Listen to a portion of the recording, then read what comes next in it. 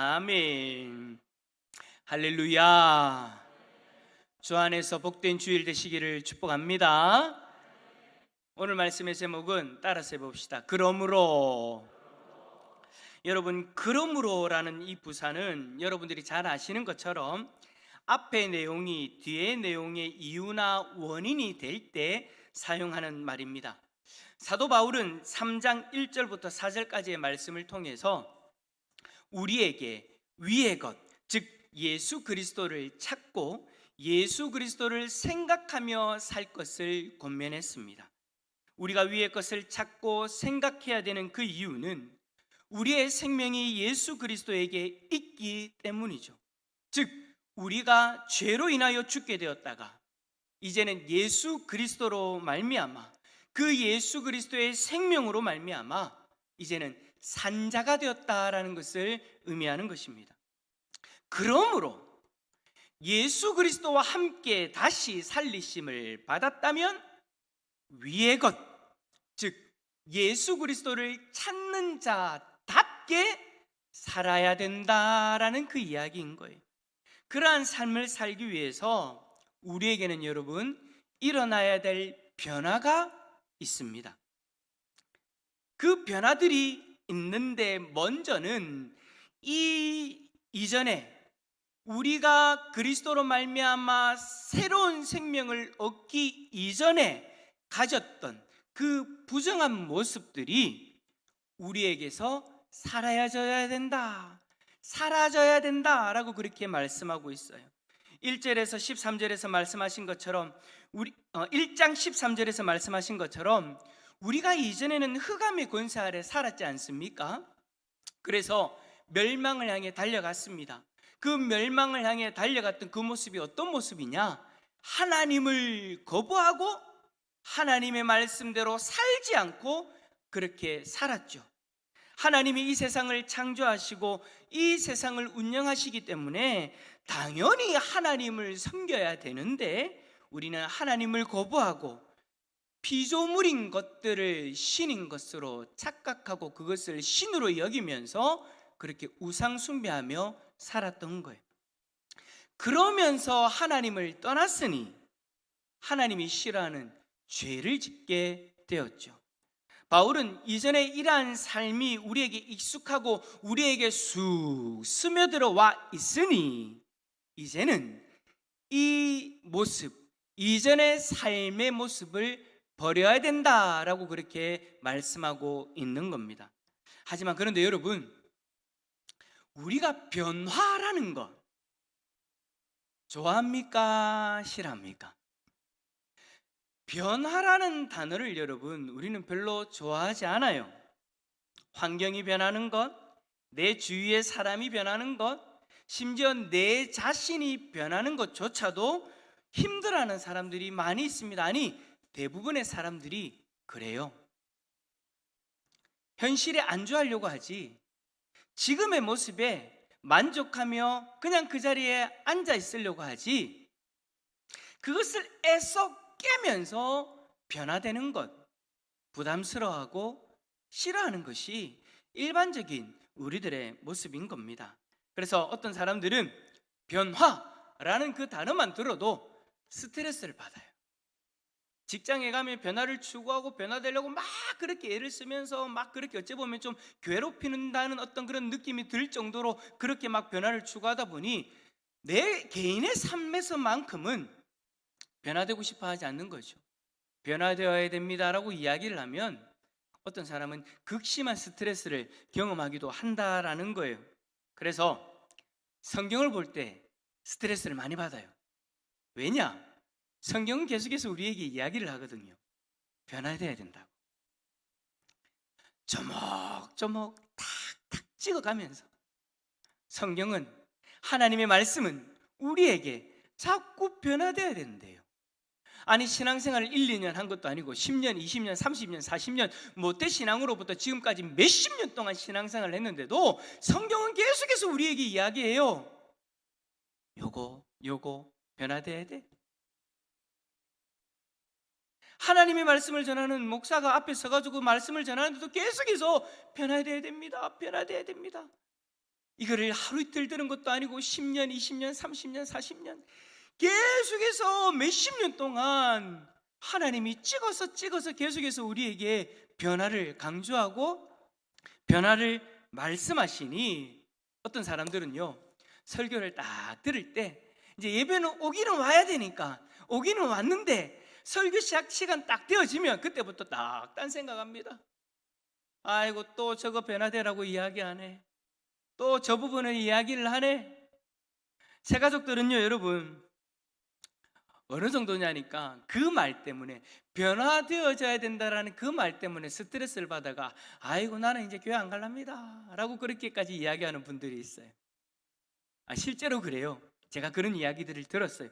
새로 나오신 초신자 성도님이 교회를 안 나와요. 그리고 교회 이제 성도님 댁을 방문해서 이제 신방을 하죠. 그러면 뭐라고 이야기하느냐? 아이고, 교회 가면 뭐 바꿔야 된다, 뭐 바꿔야 된다, 뭐 하지 마라, 뭐 하지 마라. 결정적인 게 뭔지 압니까? 대부분의 제가 만났던 성도님들 중에 대부분이 술 먹지 마라는 그 이야기 때문에, 술 먹지 마라는 그 이야기 때문에, 교회만 가면 술 먹지 마라, 아이고 나는 절대 술 못 끊습니다, 그래서 교회 안 갑니다. 그럼 제가 뭐라고 이야기할까요? 술 끊어야죠. 제가 그렇게 이야기할까요? 아니잖아요. 여러분, 술은 우리가 구원받는 거하고는 상관이 없어요. 술은 내가 교회에 나와서 예수님 만나고 하나님 주신 은혜를 경험하면서 자연스럽게 하나님 말씀 앞에서 이걸 내가 끊어야 되는구나 라는 것이 인정되어지고 동의되어지고 하나님 그런 마음을 부어주실 때 자연스럽게 끊을 수 있는 거죠. 근데 술 끊지 못하면 교회 오면 안 된다라는 식으로 그렇게 받아들이면 안 되죠. 어쨌든 여러분, 제가 뭔 이야기를 하고 있는 겁니까? 교회에 나오게 되어지면 변화에 대해서 이야기를 많이 하니 많은 성도들이 스트레스를 받는다. 그래서 여러분, 오랫동안 교회를 다녔는데 그럼에도 불구하고 이 변화에 대한 내용 때문에 성경을 읽으면 자꾸 하나님이 내 모습을 끄집어내고 하나님이 자꾸 살아계시는 하나님이, 우리의 이 말씀을 읽을 때마다 하나님이 살아계시니까 우리 가운데 역사하시잖아요. 근데 역사하시면서 어떻게 하냐면 이 말씀 한 조목 한 조목 꺼내시면서 우리의 모습을 비춰주시잖아요. 그러면서 우리에게 변화에 대해서 이야기를 하시니까 어떤 사람은 성경 펼치는 것조차도 두려워하는 사람들이 있더라라는 겁니다. 왜 우리가 그렇게까지 변화에 대해서 두려워하고 스트레스를 받느냐? 지금의 모습이 좋고 지금의 모습에 만족하고 이 모습의 삶을 바꾸기 싫어서이죠. 하지만 여러분, 이것 우리가 잘 알고 있죠. 우리는 그렇게 변화를 싫어하지만 이미 우리들의 삶 가운데에는 자연스럽게 다가와 있는 변화의 모습들도 있어요. 어떤 변화가 있습니까? 우리가 변화를 싫어하지만 어쩔 수 없이 자연스럽게 우리들에게 스며들어 와 있는 변화, 한 해 한 해 변화되어지는 것이 있습니다. 그게 뭡니까? 숫자가 변합니다. 무슨 숫자입니까? 나이가 변하고 있어요. 나이는 여러분, 우리가 변화를 싫어하지만 인정할 수밖에 없는 변화입니다. 한 살 한 살 그렇게 먹어갑니다. 우리가 원하지 않는 변화이지만 수동적으로 변화되어질 수밖에 없는 그런 내용인 거죠. 근데 여러분, 나이가 변하면 어떤 변화가 또 자연스럽게 우리들 가운데 일어납니까? 왜 그런 말을 하잖아요. 한 해 한 해가 다릅니다. 뭐가 달라집니까? 우리의 몸이 달라집니다. 우리의 몸에 변화가 일어납니다. 우리가 변화라는 그 자체를 싫어하지만 한 해 한 해가 달라요. 다르고 싶지 않은데 달라질 수밖에 없다라는 거예요. 신체적인 변화가요 있죠. 그리고 주변 사람들과 환경들도 여러분 변합니다. 제가 여러분 고향이 어디입니까? 부산입니다. 근데 부산 어디일까요? 감사합니다, 기억해 주셔서. 제가 여러분 한 해 한 해가 여러분 다르다는 것을 어디서 느끼냐면 해운대 고향 갈 때마다 느낍니다. 갈 때마다 보면은요, 뭐 80층, 90층, 100층 넘는 아파트들이 퍽퍽 생겨 있고요. 옛날에 해운대 모습이 다 사라져 버려가요. 그나마 지금 우리 부모님이 계시는, 저희 부모님이 계시는 그 동네는 아직까지 옛날 모습을 유지하고 있는데, 모양은 유지하고 있는데 안에 들어가 보면 다 달라져 있어요. 모양은 옛날에 제가 알던 옛날 집들이 맞아요. 그런데 그 안에 들어가면은요, 사람이요 여러분, 거주하기 위해서 사는 것이 아니고 장사하기 위해 살고 있더라고요. 해단길입니까? 뭐 그렇게 길로 바뀌어가지고 다 유명한 장사집, 식당, 뭐 카페로 다 바뀌어져 있더라고요. 우리가 원하든 원하지 않든 우리 주변의 환경들은 그렇게 변화되어져 가고 있죠. 이러한 수동적인 변화를 통해서 우리는 그게 맞게 또 능동적으로 변화해야 될 것들이 있죠. 나이가 들면 들수록, 나이가 드는 것은 수동적인 변화이지만 그 수동적인 변화에 맞는 우리에게는 능동적인 변화도 필요한 거예요. 우리가 애써서 변화되어져야 될 모습도 있다라는 거죠. 여러분, 나이가 들면 들수록 우리에게는 어떤 변화가 있어야 됩니까? 나이에 맞는 생각들과 행동들이 있어야 되는 거죠. 나이는 수동적으로 자연스럽게 변하는 것이지만 그 나이에 맞는 생각들과 행동들은 자연스럽게 변하는 것이 아니더라고요. 그건 우리가 자각하고 애써 행동해야 되는 거예요. 여러분, 왜 그런 사람들 있지 않습니까? 나이는 막 50, 60, 70, 80을 바라보고 그렇게 달려가고 있는데 생각과 행동은 여전히 10대인 사람들. 우리 집에 그런 사람이 있다 하면 사시면 고개 한번 끄덕여 보십시오. 너무 또 격하게 끄덕이지 마시고. 저도 여러분, 제가 이제 나이가요, 내일 모레면 50입니다. 요즘 머리가 빠져서 그러나, 옛날에 이런 얘기하면 다 놀래는데 머리가 빠져서 그런 거 다들 이제 자연스럽게 받아들이는데, 저는 제 스스로에게 놀래요. 옛날에 우리 아버지가 40 후반이었는데 이제는 제가 그 자리에 있는 거예요. 옛날에는 제가 중학생, 고등학생이었는데 이제는 제 자녀가 중학생, 고등학생인 거예요. 깜짝 놀래요. 근데 더 깜짝 놀라는 것은 뭐냐? 내 나이가 이제 이 정도 되어졌는데 내 생각과 행동이 좀 여기 나이에 맞게 변화되어져야 되는데 여전히 저는 제 스스로를 어떻게 생각하고 있냐면 아직도 30대인 것처럼 살아가고 있어요. 그나마 다행이죠. 10대, 20대가 아닌 것이. 그런데 나이에 맞지 않는 생각과 행동을 하고 있는 제 모습을 보면서 참 한심하더라고요. 그러면서 어떤 생각이 드느냐? 이제는 좀 나이에 맞는 생각과 행동을 해야 되는데, 제 스스로의 삶 가운데서 드러나는 그 모습들이 좀 바뀌어져야 되는데 라고 그렇게 의식하고 이제는 행동을 하려고 하죠. 의식하고 생각을 하려고 한다라는 그런 이야기인 겁니다.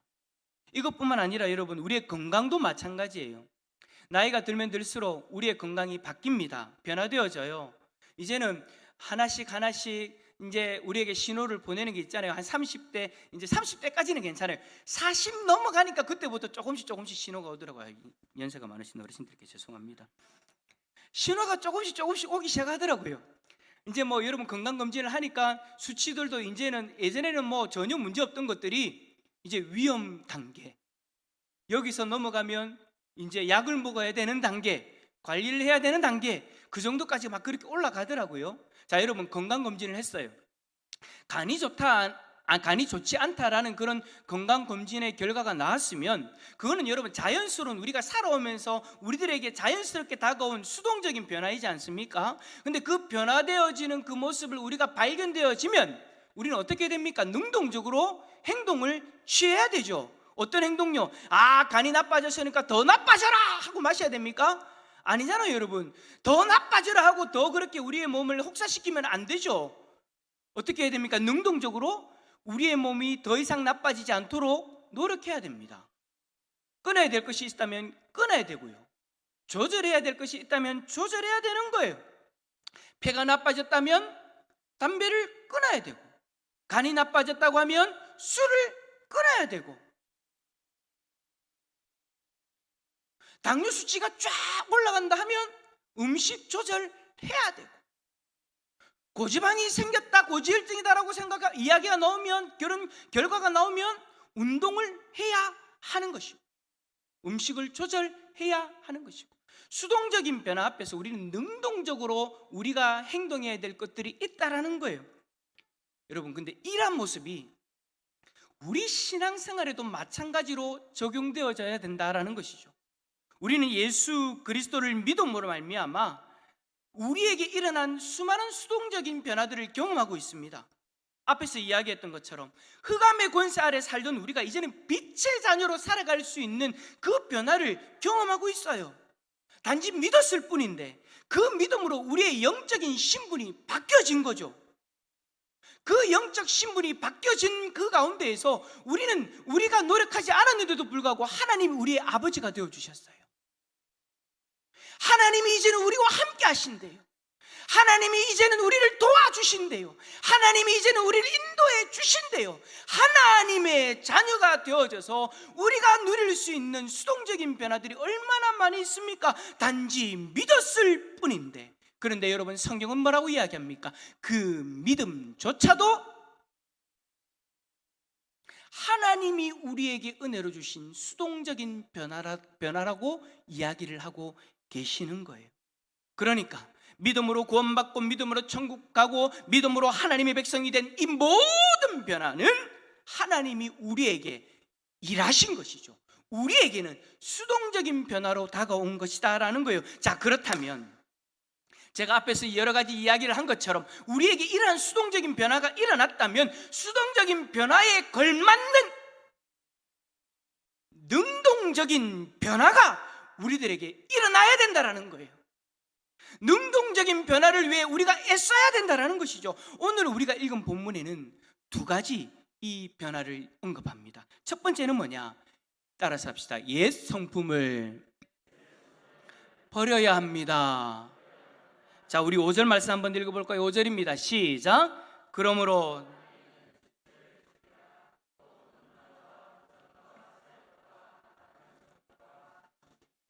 탐심은 우상 숭배니라. 아멘. 자, 여러분, 5절에 설명하고 있는 이 땅에 있는 지체, 곧 무엇을 이야기하느냐? 오늘 첫 번째 제목을 이야기하는 거예요. 옛 성품들, 음란, 부정, 사욕, 악한 정욕, 탐심, 이 5가지 성품들을 우리가 버려야 하는데, 이 버리는 것이 얼마나 중요한지 바울은 뭐라고 표현하느냐? 죽여라. 섬뜩합니다. 저는 여러분 설교 준비하면서 이 죽이라는 표현을 그대로 해야 되나 싶을 정도로 저에게는 이 죽이라는 이 표현이요, 아주 섬뜩하게 다가와요. 여러분, 이 죽이다라는 번역되어진 이 헬라어 단어는 단호하게 일거에 완전히 죽여 없애버려야 된다라는 뉘앙스를 가지고 있어요. 그러니까 여러분, 타협할 수 있는 것이 아니에요. 반드시 해야 되는 일이다라는 것이죠. 그리고 땅에 있는 지체라는 이 비유적인 표현도 인간의 타락한 죄성을 가리키는 겁니다. 그러니까 타락한 죄성으로 말미암아 우리에게 들어와 있던 이 5가지가 이제는 하나님의 백성인 우리에게서 사라져야 된다는 거예요. 마치 죽여서 없애버리는 것처럼 사라져 버려야 된다는 거, 그렇게 바울은 단호하게 이야기하고 있는 거죠. 자, 이 5가지를 간단하게 한번 살펴보면, 먼저 음란으로 번역되어진 이 헬라어 단어는 온갖 종류의 비정상적인 성행위, 그리고 불법적인 성관계를 표현하는 것입니다. 그러니까 우리에게 합법적인, 정상적으로 하나님이 허락하신 성적인 것을 이야기하는 것이 아니라 비정상적인 것, 불법적인 것을 포함하고 있는 단어예요. 또 부정은 뭐냐? 정결치 못한 것이라는 문자적 의미를 가지고 있죠. 이 단어는 우상숭배나 죄의적 의미 혹은 도덕적 부정함을 다 포함하고 있는 단어인 겁니다.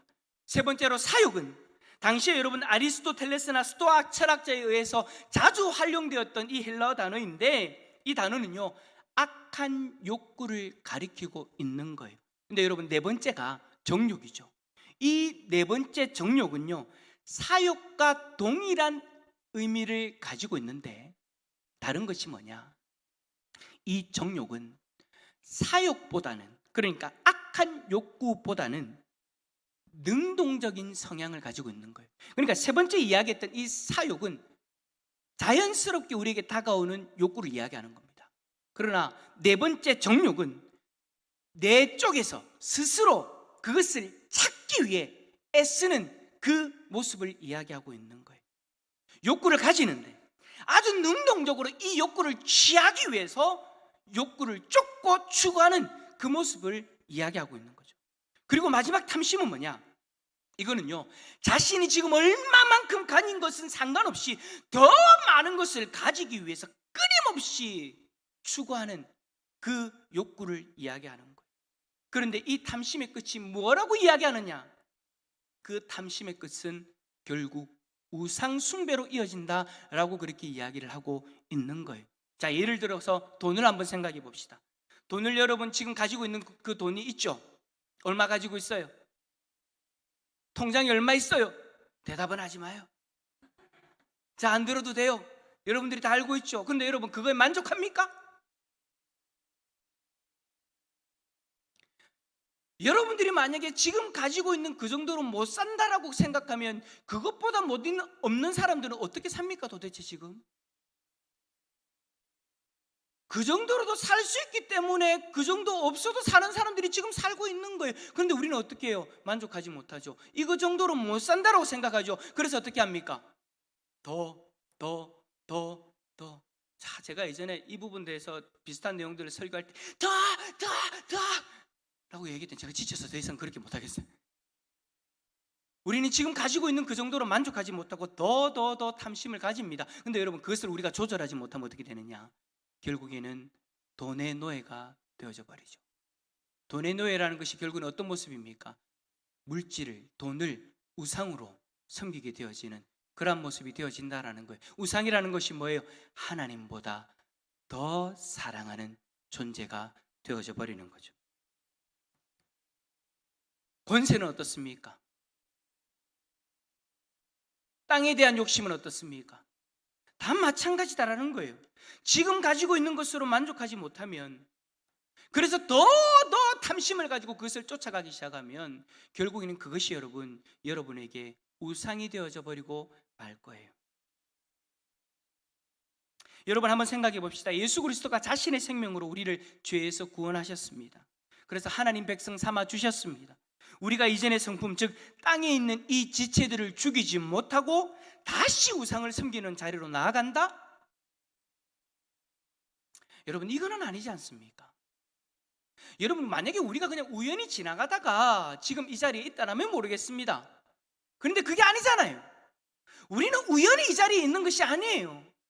예수 그리스도가 자신의 생명을 우리에게 내어주셨기 때문에 우리가 이 자리에 있는 것이잖아요. 그런데도 불구하고 다시 옛날의 그 모습, 예수 그리스도가 자신의 생명을 내어주시기까지 우리의 문제를, 죄의 문제를 해결해 주셨는데 다시 그 죄의 자리로 돌아간다? 다시 옛 성품의 자리로 돌아간다? 이거는 여러분 아니지 않습니까? 그렇게 되어지면 예수 그리스도의 십자가가 우리들의 삶에는 아무런 의미가 없는 그런 존재가 되어져 버리는 것이죠. 우리가 하나님의 백성이 되어졌다면 이제는 능동적으로 이 옛 성품을 버리기 위해 나서야 됩니다. 나는 원래 이랬어. 아니에요 여러분. 옛날에는 옛 사람의 속에 있었기 때문에 원래 그랬던 거예요. 그러나 이제는 우리에게 변화가 일어났잖아요. 하나님 쪽에서 우리를 변화시켜 주셨잖아요. 옛 성품, 흑암의 권세 아래 살아가는 존재에서 이제는 빛의 자녀로, 하나님의 자녀로 살아가는 존재로서 우리를 바꿔 주셨잖아요. 그렇다면 그 변화에 걸맞는 우리 쪽에서의 변화, 옛 성품을 죽여야 되는 그런 노력이 우리들 가운데 필요하다라는 거죠. 근데 여러분 우리에게는요 이 변화에 대해서 두려워하는 마음도 있어야 됩니다. 무슨 말이냐? 아니 나는 원래 그런다, 나는 이래 살란다. 여러분 그런 마음으로 있으면 안 돼요. 두려워하는 마음이 있어야 돼요. 무슨 두려워하는 마음이냐? 이 변화를 추구하지 않을 시에 임하게 될 하나님의 진노. 6절 말씀 읽어봅시다. 시작. 아멘. 우리가 버려야 될 이 성품들을 버리지 않으면 하나님의 진노가 임한다라고 분명히 성경은 말씀하고 있습니다. 아니 바울은 경고하고 있습니다. 어떤 이들은 이러한 변화는 내가 추구해도 되고 안 해도 된다라는 것으로 받아들이고 그렇게 살아가는데 여러분 절대 그래서는 안 된다라는 거예요. 이러한 변화는요 결국 하나님의 진노를 자신의 삶에 부르는 꼴이 되어버리는 거예요. 그 변화를 추구하지 않으면. 추가하지 않아요. 그래서 여러분 오죽하면 바울이 이 표현하는 거예요. 죽여라. 이제 여러분 바울이 왜 죽이라는 이 잔인한 표현을 하고 있는지 아시겠습니까? 우리가 그런 각오로 이것들과 맞서 싸우지 않으면 안 된다라는 거예요. 하나님의 진노가 임하는 이 엄청난 일이 일어나니까 죽여라 라고까지 아주 강력하게 경고하고 있는 거죠. 사랑하는 성도 여러분, 이 이전의 성품들 이제는 다 버려야 됩니다. 아니 이것들을 우리의 삶에서 죽이겠다라는 각오를 가지고 우리는 싸워야 되는 거예요. 그러니 우리 모두 경각심을 가지고 이 성품들 다 버리는 성도님들 다 되시기를 축복합니다. 자, 그리고 두 번째는요, 두 번째 버려야 될 것 따라서 합시다. 옛사람의 행실. 자, 우리 8절과 9절 말씀 읽어봅시다. 시작. 이제는 너희가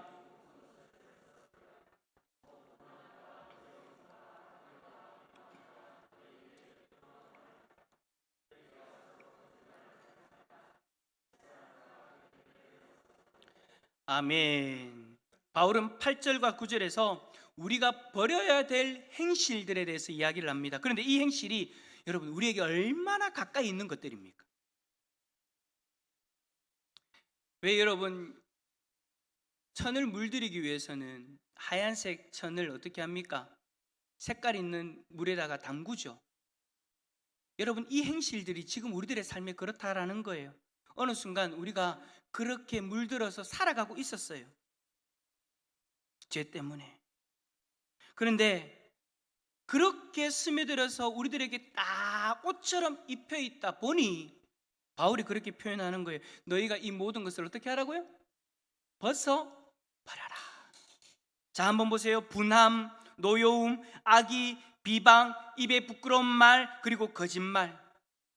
이러한 행실들은 바울이 표현한 것처럼 마치 우리의 옷과 같이 우리에게 참으로 밀접한 우리의 행실들이죠. 우리에게 참으로 밀접한 행실들이다 보니 아직도 예수 믿은 지 10년, 20년, 30년, 50년, 60년, 70년, 80년 넘는 그러한 삶을 살아왔음에도 불구하고 그러한 신앙의 시간을 보냈음에도 불구하고 이러한 행실들이 어떻게 되어지느냐, 불쑥 우리들의 삶 가운데 튀어나올 때가 얼마나 많이 있습니까? 은혜 가운데 있을 때는 사랑이 많고 막 하다가 갑자기 뭔가 팍 어떤 일이 일어나서 내 약한 부분이 건드려졌을 때 나도 모르게 그렇게 터져버릴 때가 한두 번이 아니잖아요. 분함과 노여움과 악의와 비방과 부끄러운 말과 거짓말, 이것들은 여러분 우리가 평생 버리기 위해서 싸워야 되는 것들이에요. 노력해야 되는 것들이기도 한 거예요. 왜냐? 좀 좋아지다 싶다가도 어느 순간 쑥 하고 튀어나오기 때문입니다. 그래서 이 행실들이 우리에게서 튀어나올 때마다 우리가 어떻게 반응하느냐가 중요한 것 같아요. 이 모습들이 나올 때 여러분 우리는 절대 정당화해서는 안 됩니다. 분한 이유, 노여움이 솟아오르는 이유, 다들 그 이유가 우리는 있다라고 그렇게 이야기를 하면서 자신의 그 행위에 대해서, 행동에 대해서 정당화하려고 하죠. 화가 났어요? 분노를 터뜨렸어요? 왜 그러세요? 내가요? 저 사람이 나한테 이랬어요? 내가 이러잖아요?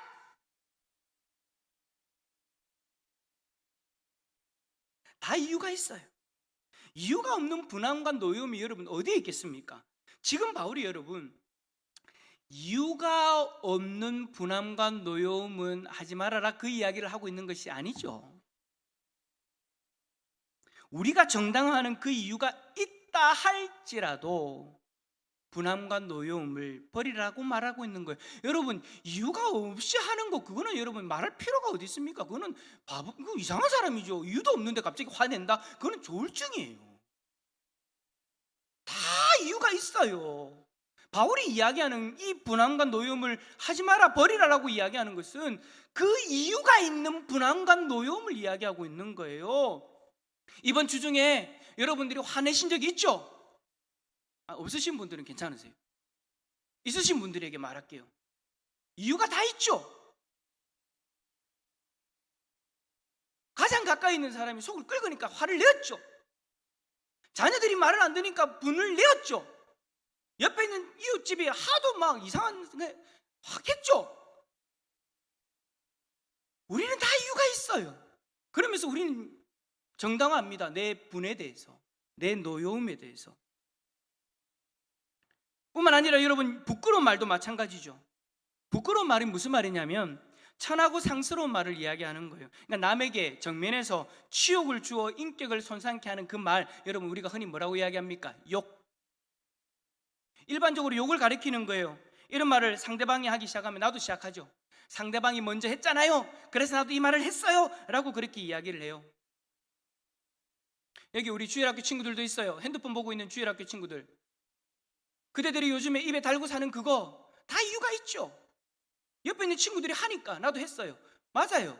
그 이유 때문에 해요. 그런데 성경에서는 뭐라고 이야기하느냐? 그 이유가 있어도 하지 말래. 상대방이 악의를 가지고 비방하고 부끄러운 말을 하면 나도 그렇게 해도 된다라고 생각하는 것이 우리의 일반적인 생각인 거죠. 상대방이 뭐든 시작했으니 자신은 책임이 없다. 하지만 여러분, 바울은 이것도 마찬가지래요. 상대방이 시작을 했든 아니면 내가 먼저 시작했든 중요한 것은 지금 내가 악의를 가지고 비방하고 부끄러운 말을 하고 있다면 그 모습은 그리스도로 말미암아 새 사람을 입은 우리의 모습이 아니다. 거짓말도 마찬가지입니다. 우리는 순간의 위기를 모면하기 위해서 거짓말한 것에 대해서 정당합니다. 그리고는 신천지처럼 자신의 거짓말을 정당합니다. 신천지 여러분 포교수법을 잘 아시죠? 재작년에 막 드러나가지고 그들이 어떻게 포교하는가 다 들으셨을 거예요. 그리고 교회에서도 여러 번 이야기를 들으셨을 거고, 그들의 포교수법은 거짓말로 시작해서 거짓말로 맺습니다. 신천지를 경험한 사람들이 이야기를 들어보면 다 거짓말이래. 처음에는 그 모든 것이 우연이고 자연스러운 것처럼 다가왔는데 알고 보니까 다 그게 거짓말이더라는 거예요. 사람을 속이기 위해서 작정하고 거짓말을 하고 덤벼드니 사람들이 정신을 차리지 못하는 거죠. 근데 오늘 성경을 보세요. 그들은 자신들의 거짓말을 정당화합니다. 그런데 성경을 보세요. 거짓말은 뭐라고 이야기합니까? 옛사람의 행위다. 우리가 벗어버려야 될 옛사람의 행위다. 거짓말은 우리가 그리스도와 상관없을 때 행하던 옛사람의 행위인 거예요. 이제는 우리가 벗어버려야 될, 버려야 될 행위인 거죠. 성도 여러분, 거짓말은 우리가 경계해야 될 1번입니다. 왜냐? 아담과 하와가 넘어갔을 때, 뱀 사단에게 넘어갔을 때 그 사단이 사용했던 무기가 뭐예요? 바로 이 거짓말이에요. 뱀은 하와에게 뭐라고 이야기했습니까? 에덴 동산에 있는 나무 열매 먹어도 죽지 않아. 하나님은 분명히 정령 죽으리라 라고 말씀하셨는데 뱀은 죽지 않아. 그 거짓말에 하와도 넘어가고 결국 아담마도 넘어갔잖아요. 거짓말로 시작된 이 죄가 인류를 흑암의 권세 아래로 몰아넣었는데 그 거짓말로 여전히 살아간다? 이거는 여러분 우리하고 어울리지 않는다라는 거예요. 거짓말로 시작해서 자신들의 거짓말을 정당화하는 신천지 같은 이 이단들은 결국 심판의 대상이 될 뿐인 거죠. 사랑하는 성도 여러분, 우리가 벗어야 버려야 될 이 옛 행실들, 이것들이 우리에게 너무나도 밀접하게 붙어있기에 우리는 매 순간 이것들을 의식해야 됩니다. 분함과 노여움과 악의와 비방과 부끄러운 말과 거짓말, 이것들이 우리의 행실 가운데서 자신을 정당화하며 튀어나올 때 우리는 지금 우리의 정체성을 기억하고 스탑해야 되는 거예요. 당장 멈출 수 있도록 민감하게 반응해야 되는 거예요. 만약 이 부분들에 대해서 둔하게 반응을 한다든지 아니면 그 행실들의 정당함을 부여하기 시작한다면 이 행실들에서 벗어나는 것은 여러분 불가능한 일이 되어져 버리는 거죠. 그래서 어찌 보면 바울이 이 부분들에 대해서 우리에게 다시 강조하는 것입니다. 성경을 통해 계속해서 강조하는 것입니다. 그러면 안 된다고. 이것들은 우리가 둔하게 반응해야 될 것이 아니라고, 그 행실들의 정당성을 부여해야 될 것이 아니라고, 그것들은 우리가 벗어버려야 되는, 좀 오늘 이것 통해서 좀 강력하게 기억하시라고. 또 나중에 또 집에 가셔서 김우길 목사 옷 벗던 데만 기억하지 마시고 벗던 것처럼 벗어내야 되는 그러한 옛 행실들 뿐이라는 것, 여러분 꼭 기억하시기를 축복합니다. 말씀을 정리합니다. 우리는 오늘 본문 말씀을 쉽게 생각하고 넘겨서는 안 됩니다. 이것은 우리에게 있어서 정체성과도 같은 문제입니다. 우리는 예수 그리스도를 믿는 사람입니다. 예수 그리스도를 믿음으로 우리에게 하나님이 부어주신 놀라운 변화들이 얼마나 많이 있습니까? 죄로 인해 죽을 수밖에 없는 우리를 구원해 주셨어요. 이제는 하나님의 백성으로서 저 천국을 바라보며 천국을 소망하며 살아갈 수 있는 복된 인생이 되어졌잖아요. 뿐만 아니라 하나님의 백성이니 하나님이 언제나 함께 하시면서 우리를 보호하시고 인도하시죠. 우리는 예수 그리스도를 믿음으로 참으로 놀라운 변화들을 경험하며 살아가게 되어졌습니다. 이 변화는 하나님이 전적으로 우리에게 부어주신 놀라운 변화 선물이에요. 그러므로 이 변화에 부끄럽지 않게 우리 스스로 능동적인 변화를 일으켜야 될 모습들이 있다라는 거예요. 이것을 기억하고 그 변화를 맞닥뜨려야 됩니다. 우리에게 주어진 변화에 합당하게 변화되어져 가야 된다라는 거예요. 사랑하는 성도 여러분, 음란과 부정과 사욕과 악한 정욕과 탐심을 내 안에서 죽입시다. 만약 내가 이것을 죽이지 않으면 하나님의 진노가 임할 것이다라는 경각심을 가지고 우리는 이것들과 싸워야 되는 거예요. 뿐만 아니라 분함과 노여움과 악의와 비방과 부끄러운 말과 거짓말을 벗어버립시다. 이제는 이것을 해야 할 정당한 이유는 우리에게 없습니다. 이것들은 단지 우리가 벗어버려야 할 옛사람의 모습일 뿐이지 그 이유를 찾아서는 안 된다라는 것. 너무나 친숙하게 우리의 삶에 들어와 있지만, 스며들어와 있지만 이제는 우리에게 주어진 변화에 어울리지 않는 옛 모습일 뿐입니다. 물론 이 모습, 이 변화 쉽지 않습니다. 그래서 따라서 합시다. 성령 하나님이 우리와 함께 하십니다. 옆에 있는 분 바라보면서 그러므로 성령 하나님이 당신과 함께 하십니다. 우리와 함께 하시면서 이 옛 모습을 벗어버리고 옛 성품을 죽일 수 있도록 우리를 돕기 위해 성령 하나님이 함께 하십니다. 그 성령 하나님의 도우심을 매 순간 경험하며 옛 모습을 다 죽이고 벗어버리는 복된 하나님의 백성들이 다 되어지기를 예수 그리스도 이름으로 축원합니다.